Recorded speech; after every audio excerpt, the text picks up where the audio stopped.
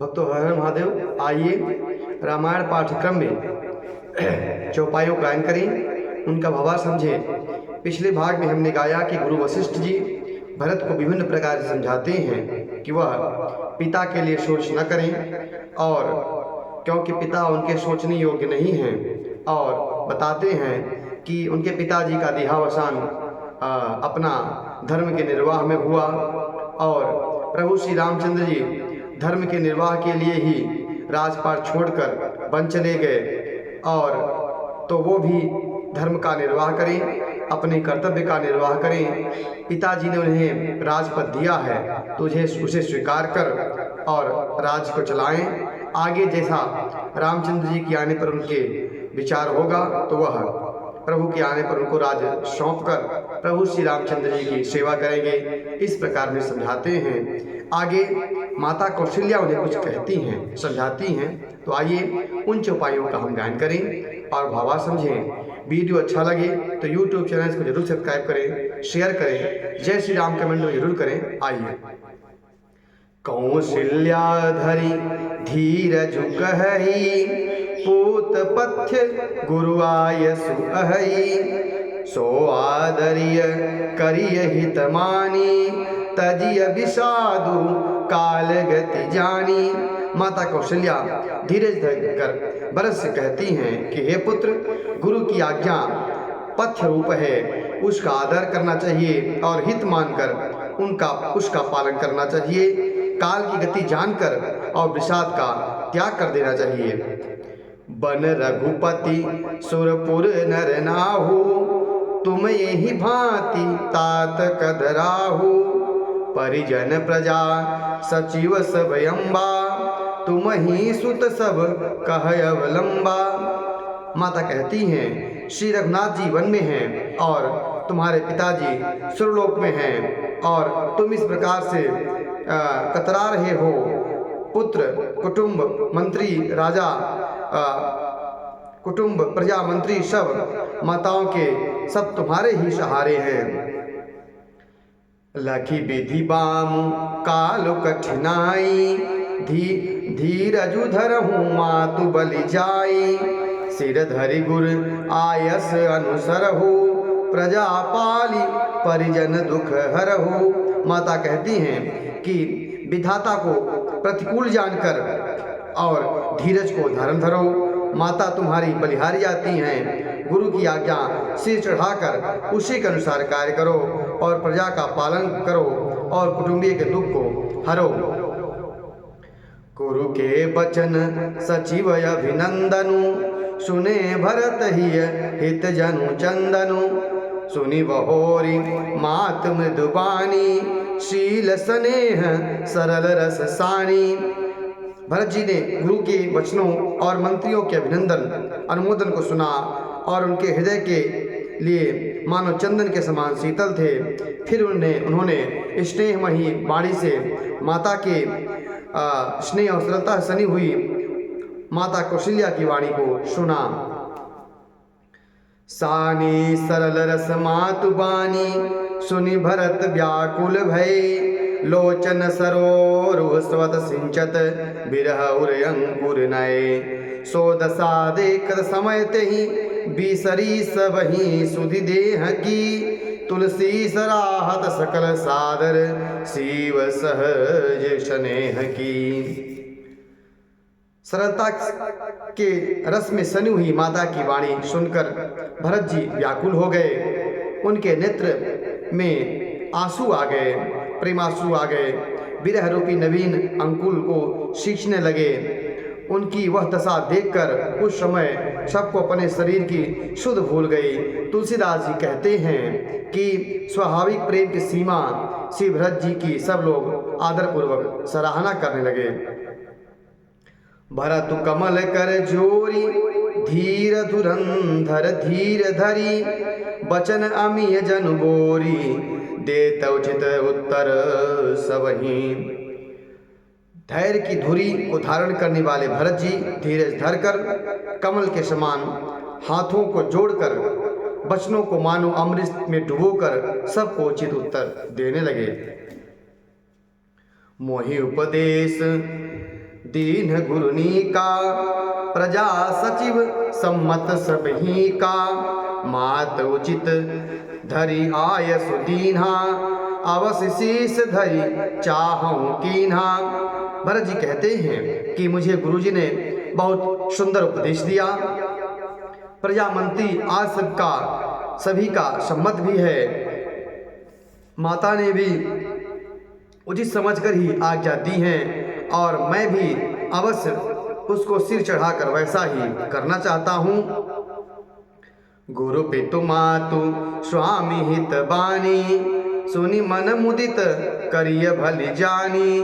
उचित की अनुचित किए विचारो, धर्म जाई सिर आतक भारो। क्योंकि गुरु पिता माता स्वामी और सुहृद की वाणी सुनकर प्रसन्न मन से अच्छी तरह समझकर मानना चाहिए, अच्छा समझकर मानना चाहिए। उचित अनुचित का विचार करने से धर्म जाता है और सिर पर पाप का भार चढ़ता है।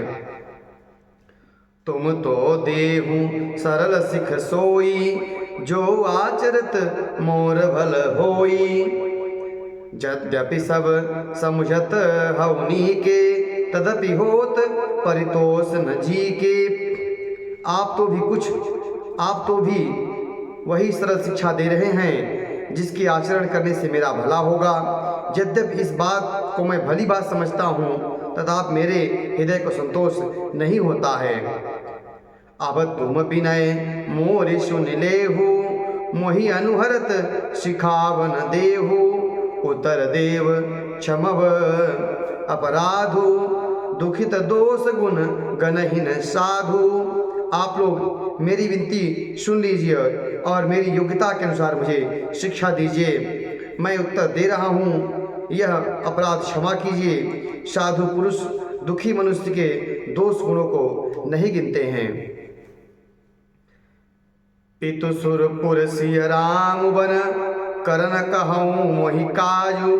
एहि ते जानहु मोर हित, मैं आपन बड़ काजू। पिताजी स्वर्ग में हैं, श्री राम जी वन में हैं और मुझे आप राज्य करने के लिए कह रहे हैं। इसमें आप मेरा कल्याण समझते हैं या अपना कोई बड़ा काम होने की आशा रखते हैं। हित हमार सियपति सेवकाई, सो हरि लीन मातु कुटिलाई। मैं अनुमान दीख मन माही, आन उपाय मोर हित नाही। मेरा कल्याण तो सीतापति प्रभु श्री रामचंद्र जी के चरणों की सेवा करना है, लेकिन वह भी मेरी माता की कुटिलता कारण चला गया। मेरी माता की कुटिलता ने उस सेवा को हर लिया। मैं अपने मन में अनुमान करके देख लिया कि दूसरे किसी उपाय से मेरा कल्याण नहीं है। शोक समाजु राजु के ही लेखे, लखन राम सिय बिनु पद देखे। बादि बसन बिनु भूषण भारो, बादि बिरति बिनु ब्रह्म विचारो। यह शोक का समुदाय राज्य लक्ष्मण श्री रामचंद्र जी और सीता जी के चरणों को देखे के बिना किस गिनती में है। जैसे कपड़ों के बिना गहनों का बोझ व्यर्थ है और वैराग्य के बिना ब्रह्म के विचार का विचार करना भी व्यर्थ है। सरोज शरीर बादि बहुरोगा, बिनु हर भगति जाय जप जोगा। जाय जीव बिनु देह सुहाई, बादि मोरि सब बिनु रघुराई। रोगी शरीर के लिए नाना प्रकार के भोग व्यर्थ हैं। श्री हरि की भक्ति के बिना जप और योग व्यर्थ है। जीव के बिना सुंदर देह व्यर्थ है, वैसे ही सब श्री रघुनाथ के बिना मेरा सब कुछ व्यर्थ है। जाऊँ राम पही आयसु देहूँ, एक ही आंक मोर हित एहू। मोहि निप करि भल आपन चहु, शोक सौ स्नेह जड़तावस कहू। मुझे आज्ञा दीजिए मैं श्री राम के पास जाऊं। एक ही आंख निश्चय पूर्वक मेरा हित इसी में है कि मुझे राजा बनाकर आप भला चाहते हैं। यह भी आपकी स्नेह की जड़ता के कारण यह सब कह रहे हैं। के गेई सुअ कुटिलमति राम विमुख गत लाज, तुम चाहत सुख मोह बस मोहि के अधम के राज। के पुत्र कुटिल बुद्धि राम विमुख और निर्लज मुझ के अधम के राज्य से आप मोह के वश कारण होकर सुख चाहते हैं। कहूँ साच सब सुनि पति आहु, चाही धर्मशील नर नाहु। मोहि राजु हठ देहूँ जबहि, रसातल जाई तबहि।